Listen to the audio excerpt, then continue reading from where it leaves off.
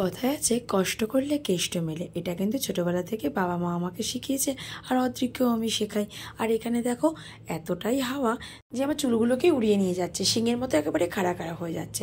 তো চলো, আজ আমরা চলে আসলাম কিন্তু ব্যারাকপুর গ্রেট ইস্টার্নে। কিসের জন্য সেটাই তোমরা একটু পরে জানতে পারবে।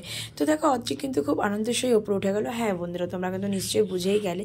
তো দেখো এতদিন কষ্ট করার পর কিন্তু অবশেষে আমরা আজ চলে আসলাম এসি কিনতে। হ্যাঁ বন্ধুরা, তোমাদের দাদা কিন্তু আর পারছে না। যেই হিসাবে গরমটা পড়ছে, সূর্য মামা মনে আমাদের আর বাঁচতে দেবে না। বসার জায়গা না পেয়ে অদ্রিক ওখানেই বসে গিয়েছিল। তো দেখো সেও কিন্তু বাবার মতো একমত স্যামসাংই নেবে। তো আমি তো প্রথমে ভেবেছিলাম হিতাচিটা নিতে, কিন্তু আমার বরমহাশয়ের স্যামসাংটাই পছন্দ। কারণ এই দাদাভাই যেভাবে বোঝাচ্ছিলেন যে এটার মধ্যে A to Z আছে, মানে 5 in 1, মানে তোমরা দেখে এখানে বুঝতেই পারছো। হঠাৎ দেখছি অদ্রিক কোথায়, ও বাবা দেখো, যেমন বাবা তেমন তার ছেলে, যেখানে মেয়ে দেখবে সেখানেই চলে যাবে। আমার চোখে ধুলো পড়াতে হাসতে হাসতে চলে আসলো। এই দেখো এতদিন কষ্ট করা টাকা সব কিন্তু চলে যাচ্ছে এসির পিছনে। তো চলো, তো জানো তো 3টে জিনিস আমাদের মাথায় কি রাখতে হবে?